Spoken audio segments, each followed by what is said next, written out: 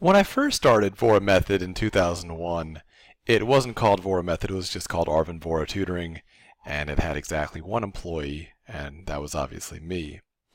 And I did at that time what most tutors do, what your first instincts will almost certainly be, which is this. If a student was stuck with something, I would tell them how to do it. If a student, for example, didn't know how to add fractions, I would show them how to add fractions, and they could basically do it. What I discovered through that process was a few things. The biggest of the things that I discovered is that when I just presented information like that, the result would be that the students would, by the next session, which would usually be a week later, would have completely forgotten that. So I would teach it again. I'd forget it again. I would teach it again. They would forget it again, etc., etc.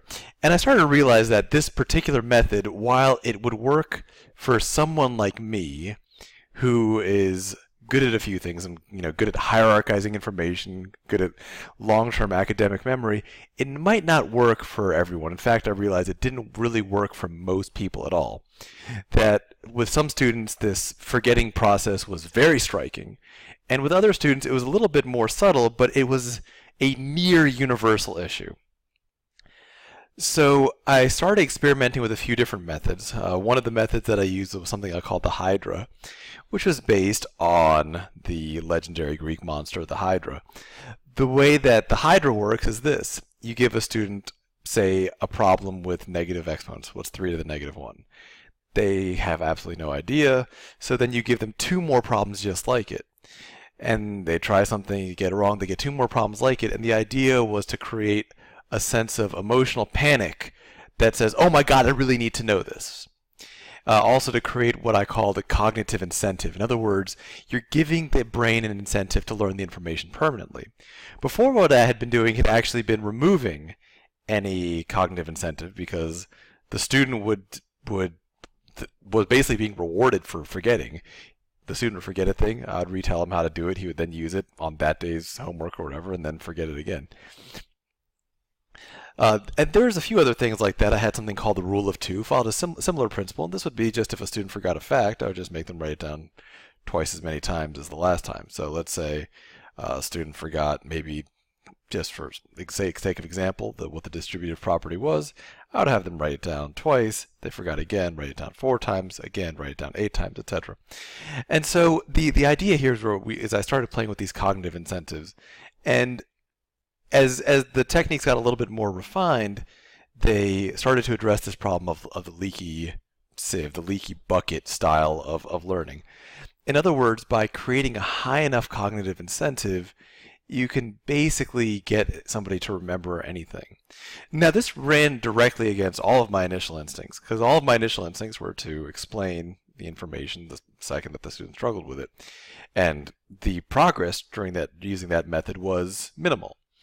Despite all my credentials and whatnot, sure, I had a decent client base and whatnot, but it wasn't anything out of the ordinary.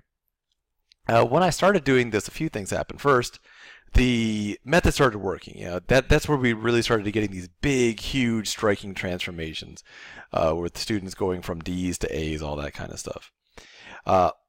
In terms of the business side of things, it's also where I went from being sort of popular-ish as a tutor to having 5-6 month waiting list to get a single appointment. The strength of this principle is that it makes sure that a student actually gains information permanently so that you can build on it, right? If you want to learn if you want a student to learn how to combine to factor, they have to know how to combine like terms. If a student wants to learn how to divide, they need to learn how to multiply.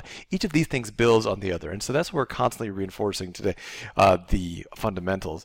Today we do with worksheets what at the time I was doing kind of ad hoc. The worksheets have a couple of important roles. One is the explanatory role, and that's the intuitive part. That's the part that you want to do. That's your first instincts. Somebody doesn't get something, you want to explain it. But the worksheets also have a very powerful secondary role, and that's the cognitive incentive. The cognitive incentive means that it should always be harder for a student to forget something than to learn it. In other words, if a student forgets something, that should be more work, not less work. When I first started tutoring, if a student forgot something, I was basically rewarding, and forgetting led to less work. Now I made sure that remembering always led to less work, and forgetting would always lead to much, much, much, much more work. Now here's the tricky part of cognitive incentives: is you're going to get much more resistance, right? If you just give people exactly what they want, you're not going to get any resistance. You're also not going to get any good results, but you're not going to get any resistance. So if a student says, I don't know how to do this, can you explain it? And you explain it, yeah, they'll love that. But they're not going to get anything out of it. They're not going to get any long-term growth out of that. They're not going to get to the levels that you can actually achieve. I want you to think about, those of you who are math majors, think about how you're taught math at the college level where you're actually pushed. None of you, or most of you, were not pushed at the high school level, not really to your limits.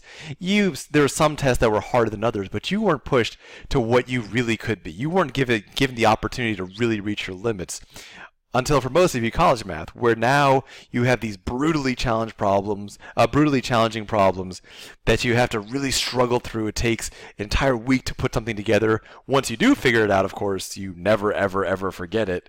You also feel your brain literally getting smarter while you do it. That's the kind of thing that we want to give here. Now, it has to be moderated because, younger kids don't have the same kind of psychological resilience that older people do. It's a thing that we, of course, try to build, that kind of resilience.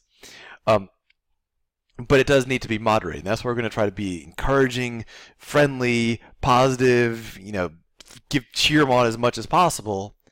But there's a huge difference between cheering somebody on and enabling forgetfulness, and we do not want to ever enable forgetfulness.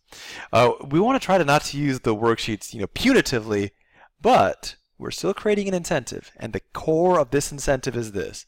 The core of the idea of a cognitive incentive is this. Forgetting should always lead to much more work than remembering. To their core, to their unconscious mind, they must know that if you forget, you do more work than if you remember. That's why we have the responsive worksheets. That's why we have the review questions, the pop quiz questions, all that kind of stuff. The brain is a powerful and adaptive organ, as long as it has the right incentive to hierarchize and prioritize information effectively.